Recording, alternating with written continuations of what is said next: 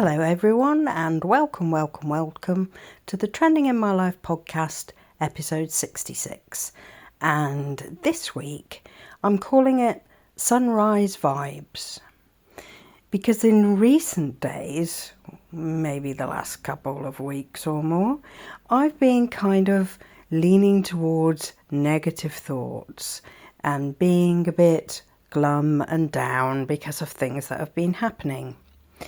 And with that in mind, I thought about this when I was commuting, and I thought at this time of year there's lots of people sat around me in black coats, so very dark colours people are wearing in the autumn, fall time leading into winter. And they've got their head down, looking at their phone, and they're in their own little world, or they've got earbuds in and they're listening to something and they've got their eyes closed. Anyway, I quite often join these people in that I've got my head down because I'm reading my Kindle. I find it really relaxing to dip into stories on my way to and from work. But the truth is, I set off in the dark, and somewhere along the way on my journey, the sun rises. And there are some pretty spectacular sunrises at this time of year. So for the next week coming up, I'm going to make sure I keep my head up and I look out for those sunrises so that I can take photos of them, because it's always such a beautiful sight, gives you such a positive vibe to start your day. So that's my resolution for this coming week. But also to put a positive spin on life at the moment. We recently moved, and there have been a lot of problems since we moved in the house, which have still got to be finally sorted out. But I don't want to live week after week feeling all very negative. And I find myself, when people chat to me at work, they will say, how's things going at the house and stuff, and then I'll reel off a list of problems and things that we're waiting to be fixed and stuff like that. And I thought, I'm a real moaning Minnie at the moment, and it's a real downer to talk to me because all I'm doing is complaining about things. And I don't want to be like that. I'm generally a very positive person, looking on the bright side, looking for the good things in life. So I don't want to be like that. So this is why this week's podcast is called Sunrise Vibes, because I want to keep picturing sunrises as that positive thing each day, so that if everything went wrong in the day, if you saw a beautiful sunrise, then everything didn't go wrong in the day because you had that wonderful moment when you saw that, and the nature gave you these fantastic colours to look at, which really filled your heart with joy. So yes, sunrise vibes. So I'm going to look out for those sunrises every morning, and I made a resolution not to moan when people ask me how things are going, but find the good things. And one of the good things is I've started tidying the garden up. And I went out today and I bought some more plants, one of which is absolutely covered in pink flowers. I'm sure they won't last more than a month before they all drop off. But the point is, I'm going to dig a hole in the front garden this morning and plant that and water it. And then as I come home, turn into the gate and walk up the path, I will see flowers in my front garden, and that will make me smile. So yes, that's something positive, and that's something positive to talk about. I found my local garden centre. Haven't been to garden centres for years because I've never lived near one, and this is a really big one. You can wander into all different sections of it. Had a lovely time today doing that. So yeah, that's another positive. If anyone says to me, what did you do at the weekend? That's the thing I will talk about. That's the thing that I will focus on. And often on the weekends I go out into central London because there's things going on that I want to film to show you.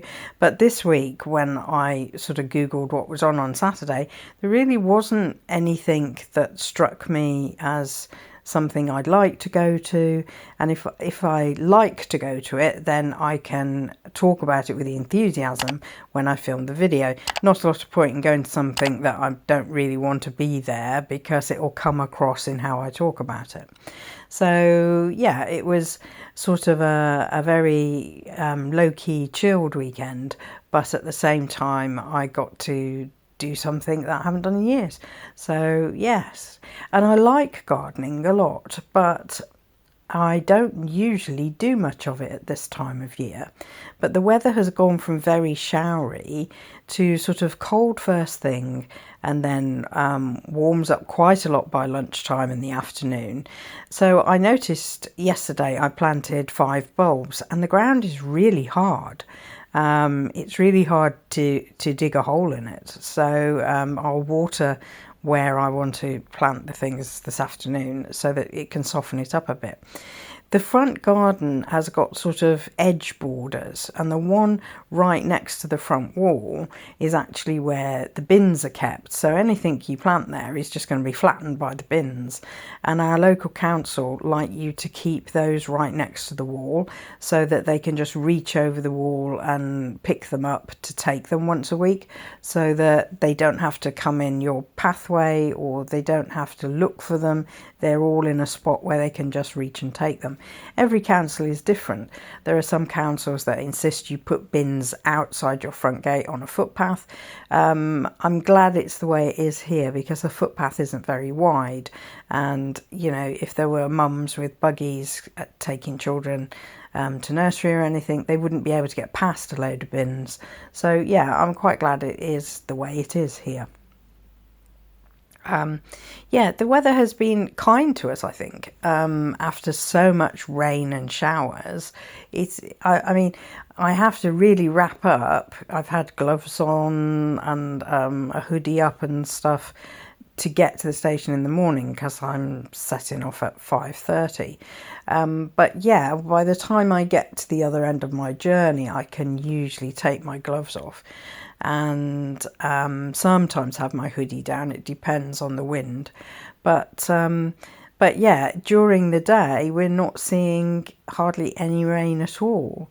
So, and I don't get wet coming home, and it's a lot milder in the afternoon, sometimes sort of 15, 18 in the afternoon. So yeah, it's quite nice for this time of year. September is a really funny month, because there have been previous years where it has stayed like summer all the way through September, and this year isn't one of those. It definitely is fall, autumn, all the leaves falling off the trees, etc. But yeah, the temperatures haven't been bad at all. And of course we're nearing the end of September, and the shops are all full of Halloween stuff. So much stuff, and we have certain things that we put out at home every year. I've got like it's hard to describe.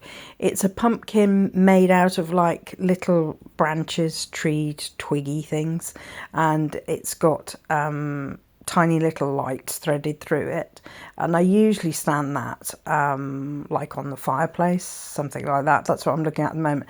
But as you'll know, if you've seen any previous videos, I have 3 dogs on the fireplace at the moment, and they're quite comfortable there. So I don't know, I'm not quite sure, but it is a nice place to put it. And of course, pumpkin shape is a sort of round shape, and takes quite a space to put the base of it. So that's what I'm thinking of.